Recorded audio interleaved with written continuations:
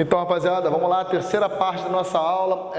Entenda assim, Daniel, mas são 6 fontes, 7 fontes, eu vou morrer, muita coisa. Não, as 4 primeiras são grandes. Solar e eólica são as maiores, hidrelétrica e a matriz biomassa e biocombustível. O resto a gente vai em 5 minutos, prometo, fiquem tranquilos, tá bom? Vamos lá, energia hidrelétrica.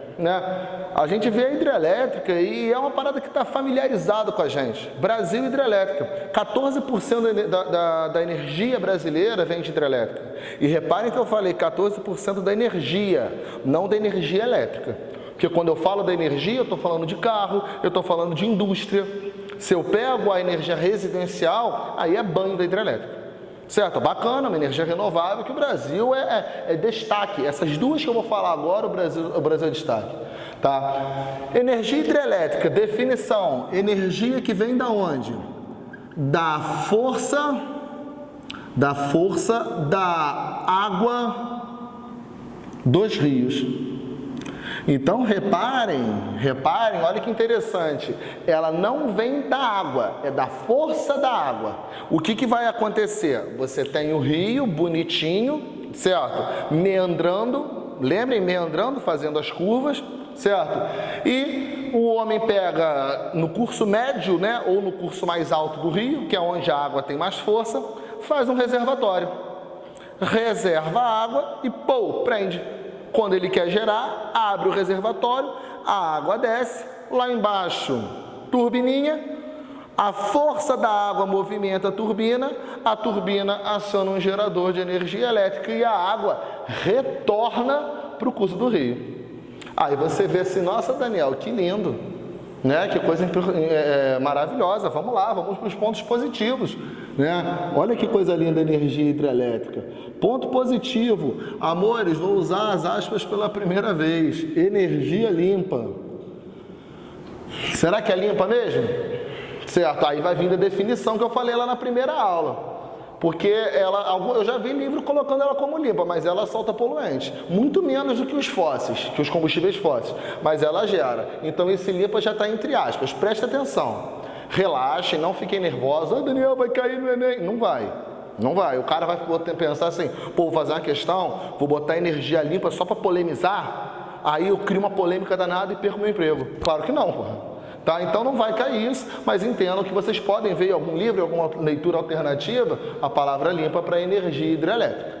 Tá? Tem até um vídeo, o movimento Gota d'Água, vou falar dele mais um pouquinho depois, foi um grupo de atores da Globo, eles se reuniram para tentar convencer a presidenta Dilma Rousseff, na época, a não fazer uma hidrelétrica, que é a hidrelétrica de Belo Monte. E tem uma frase de um ator que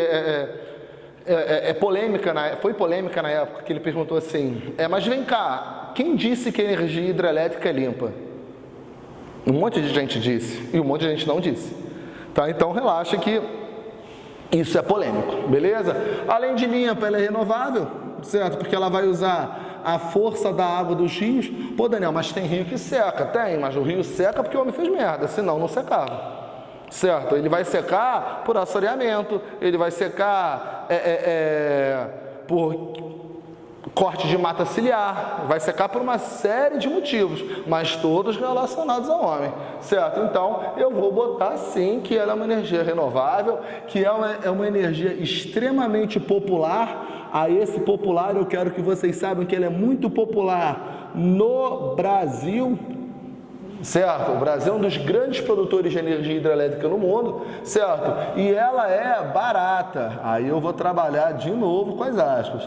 Por que ela é barata? Porque o seu processo de produção é barato, mas a instalação de uma usina hidrelétrica é um processo relativamente caro. Tá? Então, tomem cuidado com isso. Ela é barata na produção, porém não na instalação, certo? Ah, beleza, ela é ótima, maravilhosa, né? Não. Porque olha os pontos negativos. Pontos negativos. Pessoal, eu sempre respeitei muito com vocês em toda a discussão a questão ambiental, a questão dos animais, mas, em primeiro lugar, eu sempre vou colocar a questão social. Sempre, sempre, sempre. Então, o primeiro ponto negativo, a gente vai falar, por exemplo, do MAB. Conhece o MAB? O MAB é o movimento de quem? Dos atingidos Movimento dos atingidos por barragens. Essa é a rapaziada que perde casa, que perde emprego, que perde sustento devido à construção de uma hidrelétrica. Lembra do reservatório? Tinha gente morando ali, não tem mais. Lembra do reservatório? Tinha gente que precisava dos peixes dali e do resto de curso a jusante do rio. Eu já tive uma alteração ali na fauna local. Certo? Então essa rapaziada se arrebenta. Eles se juntaram, criaram um movimento social. Só para vocês terem uma noção, o MAB é o segundo maior produtor de alimentos orgânicos do Brasil. Só perde para o MST, Movimento dos Trabalhadores Rurais Sem Terra. Então a gente vê que eles se organizaram e se deram, e tipo assim, tiveram sucesso. Mas é aquela questão, o padrão econômico de hidrelétricas que vem no Brasil, a gente viu nas aulas passadas, né, o pessoal da turma regular de Caraí, a gente viu Vargas, JK, ditadura civil-militar, lembrando que quem quiser falar regime civil-militar, governo civil-militar, fale da forma que quiserem. Ah, meu pai é militar, ele fala que é governo, beleza. Ah, meu pai é militante de esquerda, fala que é ditadura, beleza. Cada um fala de uma forma. A gente só não vai ficar discutindo se é ditadura ou não, porque a gente tem outras coisas para ver aqui e não vai cair no Enem se é ditadura ou não, beleza? Então falem da forma que vocês quiserem, desde que seja correto. Beleza, rapaziada? Mas desde o governo da ditadura civil-militar, a gente tem... Perdão, desde o governo Vargas, a gente tem essa necessidade, né? Esse incentivo, achei a palavra, incentivo de criação de hidrelétrica no Brasil. Então essa rapaziada vai se arrebentar muito, certo? A gente vai ter muitos problemas sociais relacionados a isso, beleza? A gente tem também, meus amores, a questão da fauna e flora. Certo? Pô, se eu estou inundando uma área, eu vou ter perda de animais, eu vou ter perda botânica, eu vou ter isso tudo. Isso é muito ruim, isso é muito problemático. Certo? Então, outro problema aí da hidrelétrica. E agora, amores, o principal problema em relação a isso aqui, ó, é um problema ambiental, né, que a gente chama de eutrofização. O que é eutrofização? Vocês concordam comigo que quando eu tenho o alagamento, eu vou ter muito material orgânico em contato com água? E vocês concordam que esse material orgânico ele vai reagir com a água? Quando esse material orgânico reage com a água, ele vai liberar gases de carbono. Certo? Se ele libera, esse conceito começa a ficar sob suspeita. E aí, é limpa ou não é limpa? Não sei. Pode ser dependendo do conceito de limpa, mas o que você tem que ter certeza é que ela gera poluição. Então a gente vai falar dos movimentos atingidos pelas barragens, da questão da destruição da fauna e da flora, e a gente vai falar com toda certeza da eutrofização. A gente vai falar também, rapaziada, da alteração de quê? Do curso dos rios. Certo? Por quê? Porque eu estou reservando, eu estou represando água. O rio que era forte, fazia um meandrão daqui a aqui, agora ele não tem mais força para transportar todos os sedimentos.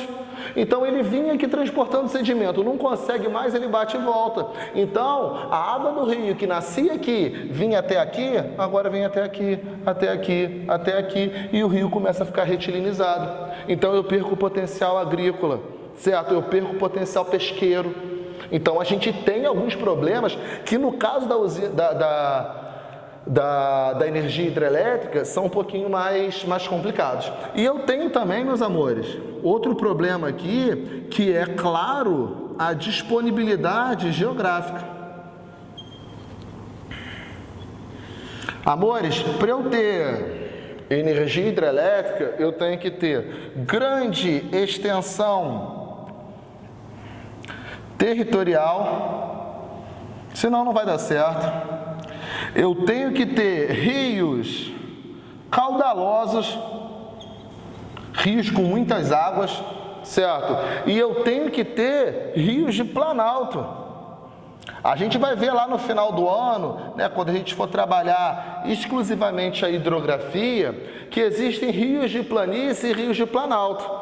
Os rios de planalto, plano alto, elevada altitude, eles são mais fortes, ideais para a energia hidrelétrica, beleza? Então reparem que os pontos negativos da hidrelétrica, eles são sensíveis, não são fáceis de ser alterados assim, beleza? Mas mesmo assim, eu pessoalmente considero que a energia hidrelétrica, ela ainda pode ser vantajosa em relação ao petróleo. A gente vai falar mais disso no finalzinho da aula, beleza? Rapaziada, a gente tem que falar rapidinho de 3 hidrelétricas no Brasil.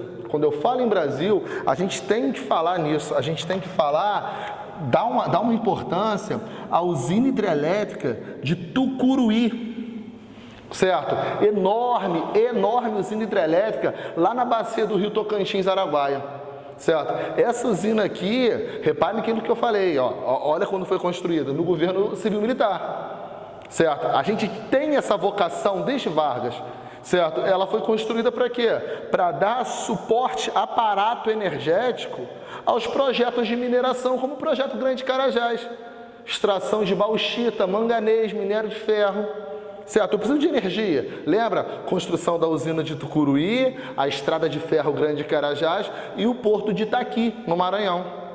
Certo? Para quê? Para todo dar essa estrutura para a mineração. A gente não pode deixar de falar da usina de Itaipu, certo? A usina de Itaipu, que hoje, se não me engano, é a 3ª maior usina hidrelétrica do mundo, perde para a usina de Três Gargantas, lá na China, certo? É uma usina binacional que não usa toda a sua capacidade de produção, é Brasil e Paraguai. O Brasil podia usar mais, o Paraguai também, e a gente vai falar de uma coisa que costuma cair no vestibular, que é a usina de Belo Monte, tá? Só para relembrar aqui, Itaipu, bacia do Rio Paraná, Belo Monte, bacia do Rio Xingu, norte do Brasil.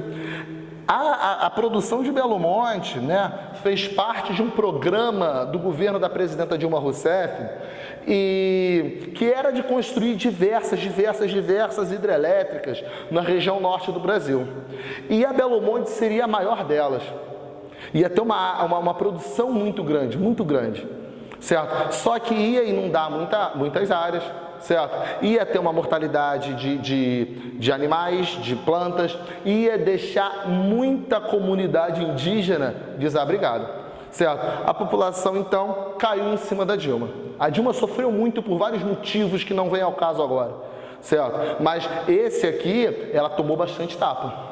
Certo? Foi um governo complicado, certo? E na usina de Belo Monte, muita gente queria que não ocorresse por causa desses danos ambientais. Qual foi a solução criada? A usina de Belo Monte vai ser uma usina a fio d'água. Para a gente terminar, o que é uma usina a fio d'água? A usina a fio d'água é uma usina hidrelétrica, porém sem reservatório, ou com reservatório muito pequeno. Consequências disso, polui muito menos, não tem boa parte desses problemas aqui. Consequência boa, lindo, consequência negativa, produz muito menos. Certo? Então a relação produção por área alagada de Belo Monte é altíssima, mas a produção de energia em si é baixa. Beleza, meus amores? Próxima aula a gente continua, mais uma pausa aí para a gente fazer uns exercícios, tomar um café, né, e dormir um pouquinho. Valeu!